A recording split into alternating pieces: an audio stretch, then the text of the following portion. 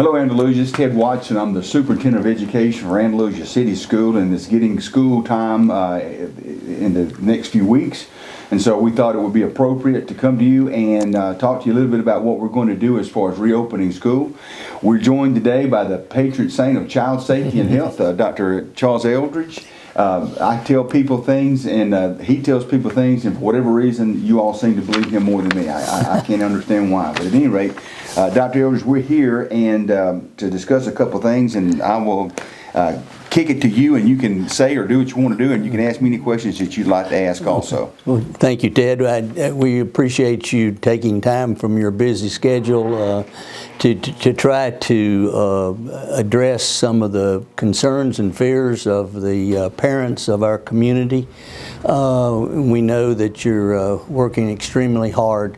It is extremely important that we get back to school. The results of the virtual learning experience at the end of last school year were disappointing, and American Academy of Pediatrics and other people who look at such things think it's extremely important that we return to in-class teaching. But we want to do so in a way that our children are protected to the greatest extent possible. To that end, there are some concerns that have been expressed by parents that we would like for you to address as to how we're going to handle them locally. Mr. Watson, what do you feel about the importance of attending school in person, even if you have concerns about COVID-19? Thank you. That's a good question again. And so why we're going to school when 18 other school systems have decided not to, they're going to do virtual learning. First of all, I'm like you. I think brick and mortar classroom, face-to-face instruction is paramount to a quality education, and I think our teachers would all agree with that as well. We know there's some risks that are that we incur with regard to that, but we know this also. We know that we have to do a better job than what happened in the spring of this past year, and we know that our teachers did all they could do. Some worked extremely hard, but we found that just kind of throwing out the education and asking kids to check in once a week or whatever was not effective at all, and our kids left us. And so they in essence, it became a time where there was no education. So we know that there's state requirements, virtual school versus, and we know that there's traditional school that we're choosing to take. Traditional looks a lot like what it always looked like with being in a brick and mortar school setting. Then there is what we're calling blended, and we know that absenteeism probably is going to go up because every virus, every possible sickness that we've had in the past is still out there, and we know that those symptoms are the same as COVID-19, and so a lot of those things are going to be misdiagnosed, and what happens as a result while we're waiting for tests to take place is absence in the school.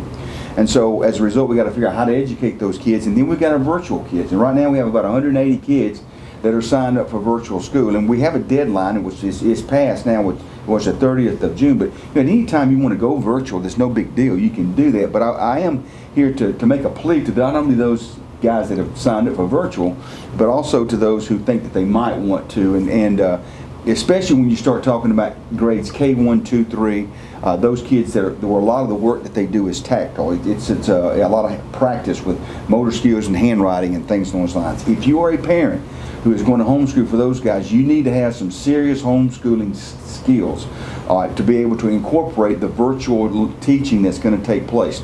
Not that our teachers won't be going out there, not that they won't be checking in on you, but because they will. But you need to have some serious skills in that department. All right, and if you feel comfortable, that's fine. We want you to do that.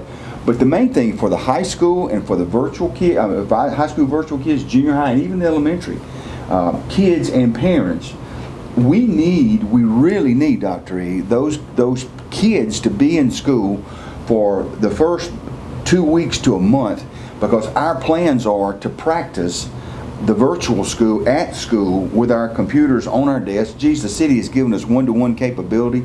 We have an internet that's been a system that I'm being told is boosted to the point where we can kick this stuff out.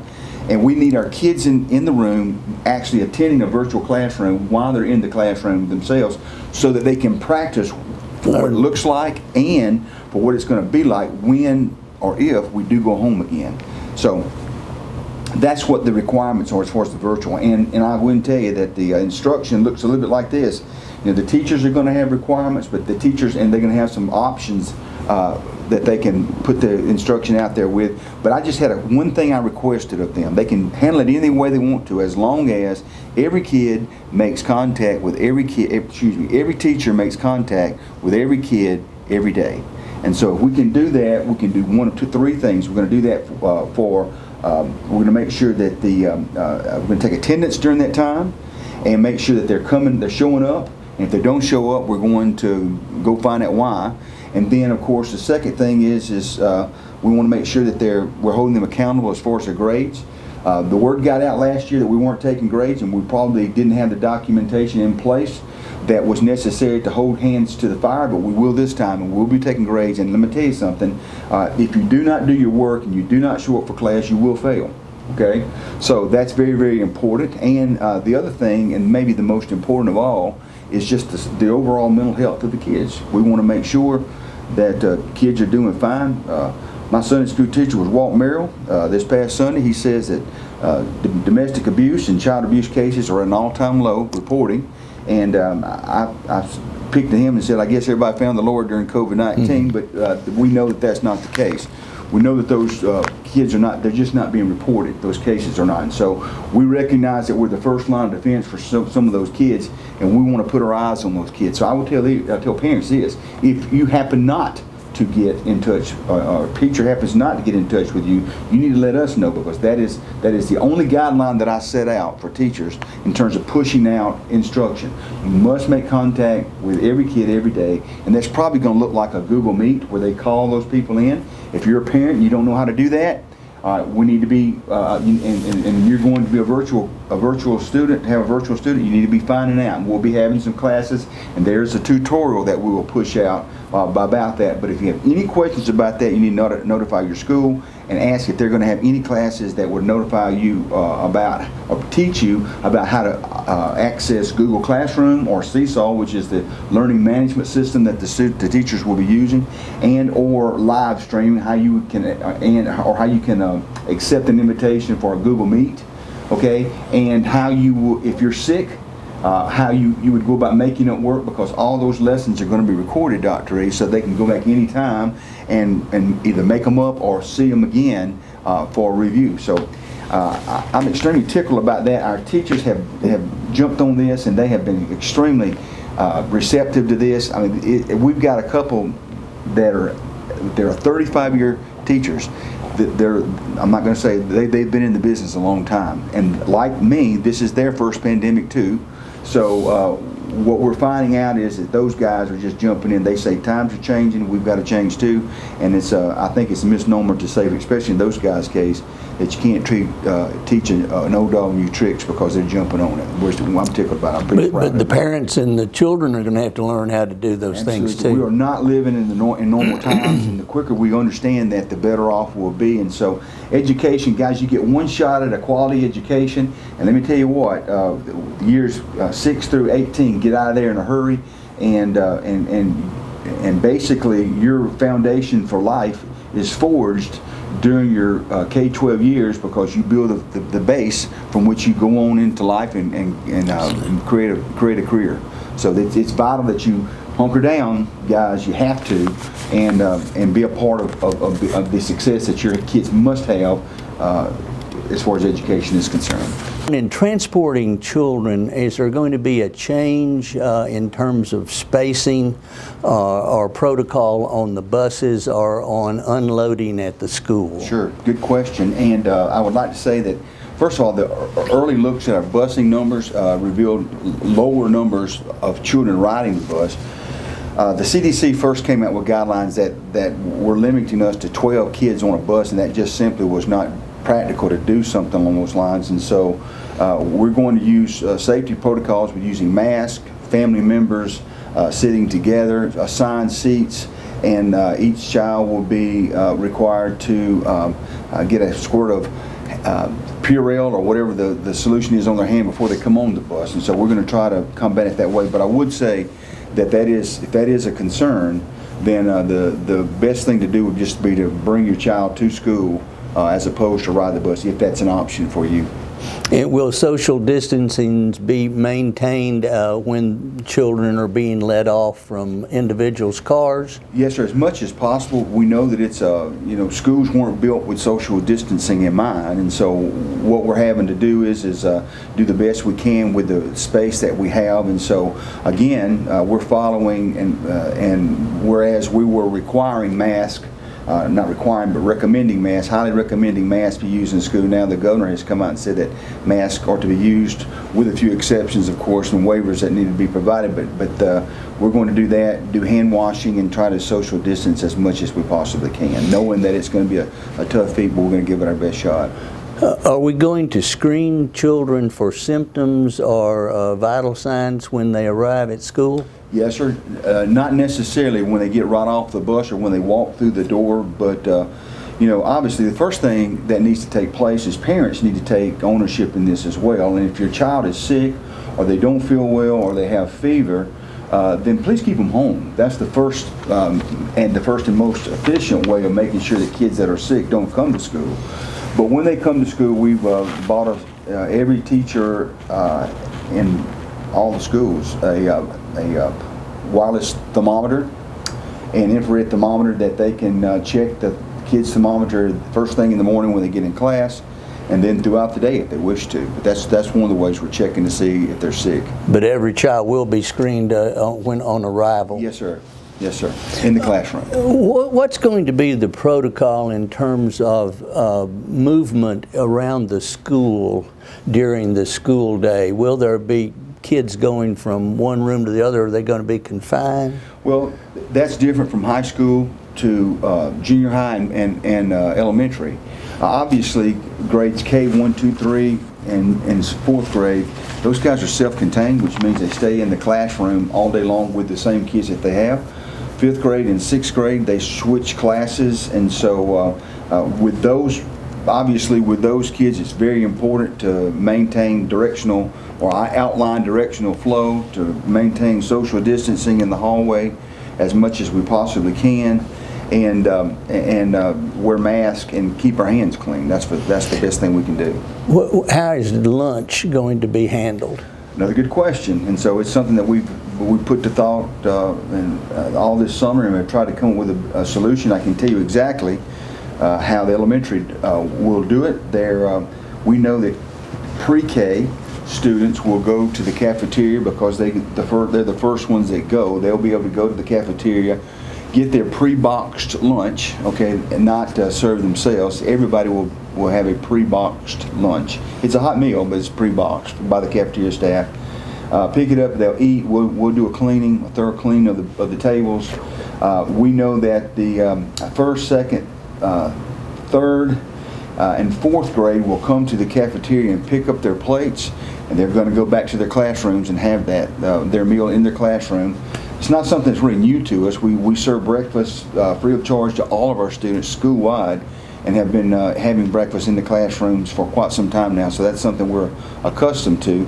But those guys will eat in the classroom, and then grades 5 and 6 will be served in the cafeteria by grade level, and the cafeteria at the elementary school is large enough that we can social distance our kids. And if you go in the cafeteria and you see a sticker on a place where you can sit, that either designates that you're to sit there or you're not to sit there. So our CMP director Shannon Burkhart has done a wonderful job there. At the high school, we're going to make use of our fallout shelter, safe room rather, at the junior high for those guys, and also the gym. The volleyball gym that's there, and also those guys are going to eat outside on pretty days. And so the key there is, again, mask, hand washing, social distancing, and taking advantage of the pretty weather outside when we can. Now, are there facilities for hand washing in the rooms, or? In the elementary schools, the answer is yes. They have water in each classroom they can wash. Of course, everybody is going to have access to, I keep saying Purell, but everybody knows what I'm talking about. It's a hand sanitizer that they can use on a regular basis, and teachers can clean their desks, have students clean their desks rather, as often as they would like to.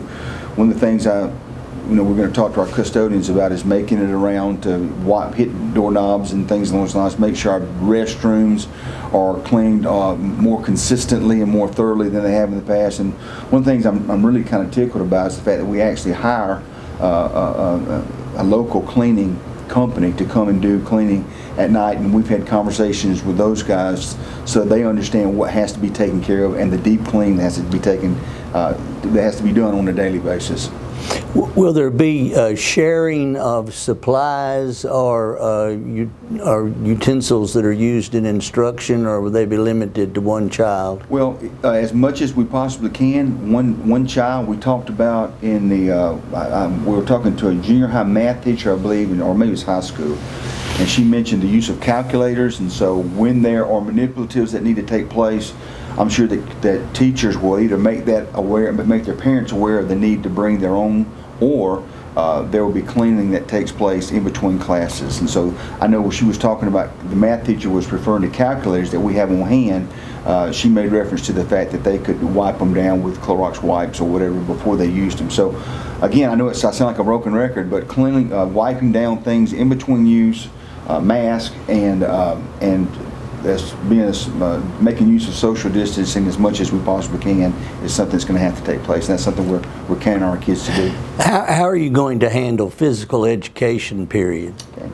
Well, we're going to have physical education, and so we're hoping to make sure that we go outside as much as we possibly can. I know at the elementary school we have 4 physical education teachers, and the plan is to conquer and divide. And so we're going to make the numbers that they have as small as we possibly can. I know at the elementary school, PE, the time has been cut back.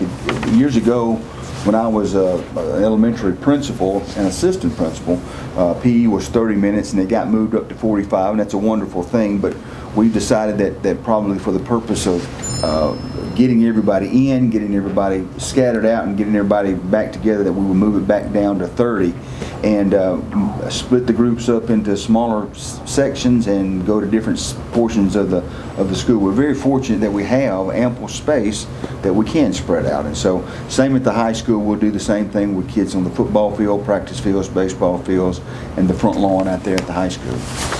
What's going to be the protocol at the school when a child becomes ill during the school day? Well, we've, for the purpose of this pandemic, we have hired an extra nurse so that each school will have 2 nurses on hand. A space has been located as a kind of a sick bay, a COVID sick bay, where we take kids, and especially in the morning time when they come to us, if they're sick, if they have fever, if they have the symptoms that are exhibited through COVID-19, then what we would do is send those guys to the sick bay. And let me go and say this at this time: that's why it's very, very important for parents to make sure that grades pre-K through 12, that they have accurate telephone numbers and that they have accurate email addresses, so that we can make contact with parents. Because we're going to need to get those kids out of our school and back home to a place where they can't transmit the disease as soon as we possibly can. So will they follow CDC guidelines, State Department of Health guidelines for return to school, or are you going to require a medical release, or what? Well, right now we are in the process of, we're not in the process of anything. We have CDC guidelines, but more importantly, we have a number of guidelines that have been set out by the governor with regard to masks and the use of those masks and how that helps. And also with the return. Now, one thing I did find was there was a little bit of a discrepancy with regard to return for people who are positive with COVID. Right. It has changed from 14 days, the CDC has, to 10. I noticed in the governor's message that she had kept it at 14. We'll iron out those things in the next 2 weeks, and we'll push those policies out to our parents whenever we're clear exactly as to what's expected by the state. Will there be a change in the protocol for picking children up at the end of the school day, particularly in the elementary school? Yes, sir. All good questions, Doctor. You put a lot of thought in that, I can tell. You would think that you have a child in elementary or something. But anyway, the answer to that is yes.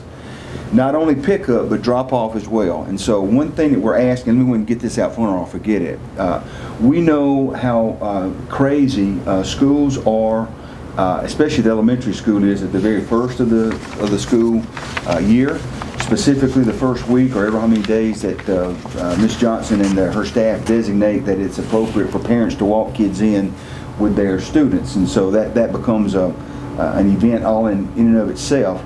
Please know, parents, that if you're coming into the building, all right, we're going to, to bring your kids. We understand that's a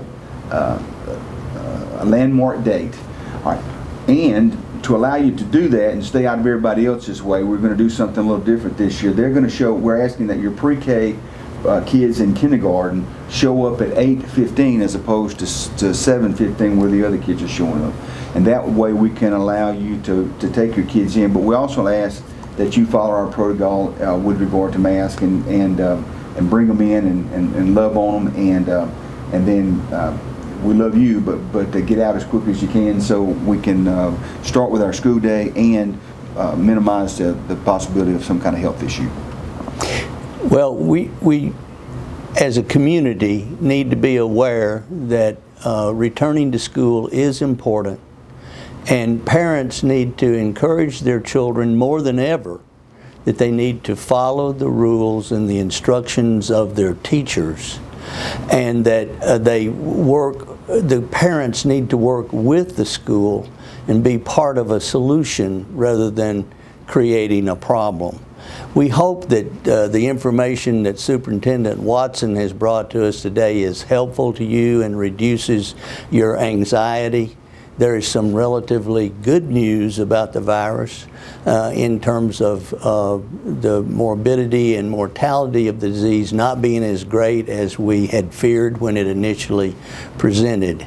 But the education of our children is critical to our community, and attendance in the physical classroom is important on multiple levels. So please bear with Ted, bear with the teachers, be a supportive parent that makes Andalusia greater. Thank you, Ted.